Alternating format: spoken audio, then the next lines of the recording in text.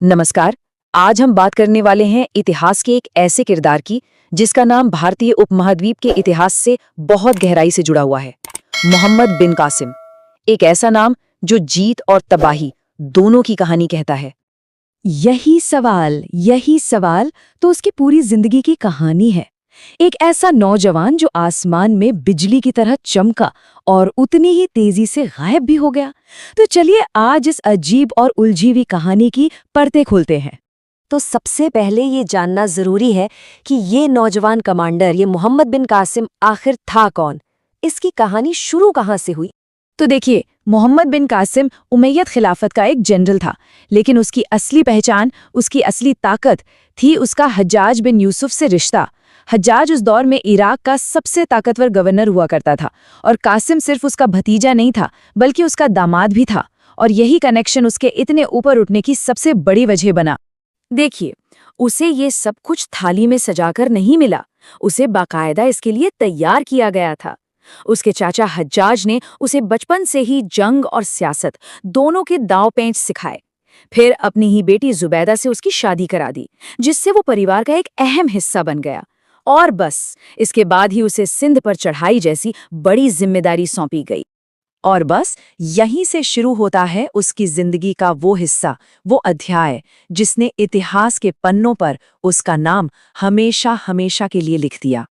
तो सोर्सेस के मुताबिक 712 ईस्वी में राजा दाहिर पर जो ये हमला हुआ, उसके पीछे दो बड़े मकसद थे। एक तो जाहिर है सिंध की दौलत पर कब्जा करना और दूसरा इस्लाम का प्रसार करना। कह सकते हैं कि यही दो पिलर्स थे इस पूरे अभियान के।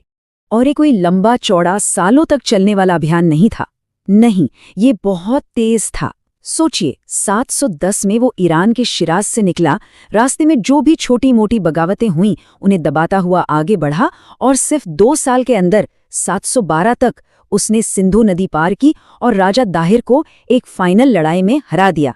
राजा दाहिर की मौत हुई और सिंध पर कासिम का कब्जा हो गया। बस। मगर जंग का मैदान जीतना एक बात होती है और सियासत के अखाड़े में टिके रहना वो बिल्कुल दूसरी। और यहीं से कहानी एक जबरदस्त मोड़ लेती है। सोचिए, कासिम तो अपनी जीत के जश्न में था। वो तो अब आगे भारत में और अंदर तक जाने की प्लानिंग कर रहा था। लेकिन दमिश्क में, राजधानी में सियासत बदल रही थी और ऐसी बदली के एक के बाद एक 3 झटके लगे। पहला, उसका सबसे बड़ा सपोर्ट हज्जाज मर गया। फिर कुछ ही वक्त बाद खलीफा अल वलीद की भी मौत हो गई और गद्दी पर कौन बैठा? सुलेमान, जो हज्जाज के खानदान का कट्टर दुश्मन था। नतीजा, एक ही फरमान आया, कासिम वापस। और उसकी ये वापसी उसकी जिंदगी का आखिरी सफर बन गई। उसकी मौत कैसे हुई, इस पर आज भी बहस होती है। इतिहास में एक नहीं बल्कि 2 अलग-अलग कहानियां मिलती हैं। तो पहली कहानी है चचनामा की, बड़ी फिल्मी है, सुनिए। कहते हैं कि राजा दाहिर की बेटियों ने बदला लेने के लिए खलीफा से ये कह दिया कि कासिम ने उनके साथ बदसलूकी की है। खलीफा ये सुनकर आग बबूला हो गया और उसने हुक्म दिया कि कासिम को एक बैल की कच्ची खाल में सिलकर दमिश्क लाया जाए और रास्ते में ही दम घुटने से उसकी मौत हो गई। ये तो हुई एक कहानी। अब दूसरी कहानी सुनिए, जो अल बलाजूरी जैसे इतिहासकार बताते हैं। ये ज्यादा सीधी और सियासी है। इसके मुताबिक नए खलीफा ने बस एक एक करके हज्जाज के सारे वफादारों को ठिकाने लगाना शुरू कर दिया और कासिम को भी इराक के मौसूल शहर में कैद किया गया और वहीं उसे तड़पा तड़पा कर मार डाला गया। अब इन दोनों में से सच कौन सी कहानी है, ये कहना मुश्किल है। लेकिन एक बात सच है, जब मोहम्मद बिन कासिम की मौत हुई तो उसकी उम्र सिर्फ 20 साल थी। एक ऐसा विजेता जिसे उसी की सल्तनत ने मौत के घाट उतार दिया। तो ये सवाल अपने आप खड़ा हो जाता है कि उसकी मौत के पीछे क्या था? क्या वो वाकई एक बदले की कहानी थी या फिर एक ठंडे दिमाग से की गई सियासी हत्या? और जब हम हालात को देखते हैं तो सियासी वजहें ज्यादा वजनदार लगती हैं। सोचिए, नया खलीफा हज्जाज के गुट से नफरत करता था, ये तो सब जानते थे।